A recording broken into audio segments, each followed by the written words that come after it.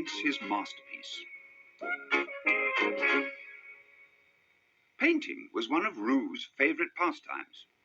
Almost every day he stood in the kitchen with his paper and brushes and paints, and after Kanga had put him into his painting smock, off he went, dabbing a little brown here or a little more green there, until he had eventually covered the paper, the table, and most of himself with large blobs of colour. Kanga would then know that he had finished, and she would go over and say something like, "And what have you painted today, dear?" pointing at the blues and browns and greens on the paper. And Rue would proudly say, "It's a tree, of course." "Of course," Kanga would reply. "Silly me, of course it's a tree." One day, when Kanga asked Rue, "And what are you going to paint today, dear?" Rue replied, "Tigger," pointing to his friend. "Being painted," said Tigger enthusiastically, "is what Tiggers like best." And so he arranged himself comfortably in front of Rue, who was busy preparing his orange and black, as he didn't think you really needed any other colours for painting Tiggers. "That's right, dear," said Kanga, as she left the artist and his sitter and went busily about her chores. "Tigger," Rue complained after a few minutes, "stop moving. How can I paint you if you won't keep still?" "Was I moving?" Tigger asked. "I really didn't know. Sitting still is what Tiggers do best." And he made himself even more comfortable, in fact so much so that in a very short time he was fast asleep and snoring. Rue was still busy dabbing orange and black onto the paper, but very soon he ran out of space, and the colours in front of him didn't look like anything very much, except perhaps a large fuzzy bee. "Oh dear," said Rue, really rather upset. But Kanga, who was out of the room, didn't hear him, and Tigger was still fast asleep. Then, as Rue looked at Tigger, he had a very good idea. Picking up his brush and his little pot of black paint, he tiptoed over to Tigger and began to colour in the orange patches between one black stripe and the next. "What fun!" said Rue joyfully, as he covered Tigger from the top of his head to the very tip of his no longer stripy tail.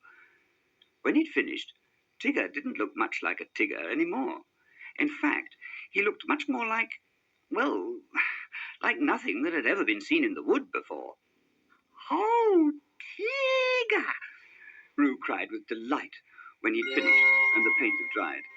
And Tigger opened one eye and then the other, and then bounced over to the table where Rue was standing with his painting. "A masterpiece!" Tigger exclaimed. "That's what I thought," Rue agreed proudly. "Well, if you finish, Rue, I think I'll take a little walk after all that sleep," said Tigger, and off he went. As he bounced through the wood, Tigger thought it was rather strange that he didn't actually meet anybody. Everyone who did see him scurried away as fast as they could, until he met Pooh. "Hello, Pooh," Tigger shouted as he bounced up to him. "Oh, good morning," Pooh said, rather formally, and he bowed a little and then muttered something about 11 o'clock and things to do, and off he ran. "Oh, well," said Tigger as he continued on his way, "you can't keep a bear from his honey." And he bounced on towards Piglet's house, passing some of Rabbit's friends and relations on the way, all of whom seemed to be busy burying themselves or disappearing in the opposite direction. Piglet had had a busy sort of a morning, tidying and organising, and when he'd finished, he decided to go for a walk. When he got to the stream, he sat down and whiled away the time throwing stones into the water and imagining big black monsters lying in the murky depths of the river, catching them. He was feeling very brave, and even muttered, "Monster tamer," when suddenly there was a huge bounce, and there was Tigger, all black and terrifying, standing on the opposite bank. "Hello," said Piglet, as calmly as he could, looking round for a weapon to use against this monster. "Hello," said Tigger as he bounced along the opposite bank. "How are you today, Piglet?" "Oh, help," thought Piglet. "He's come for me. I'll never throw stones again, not even into the water."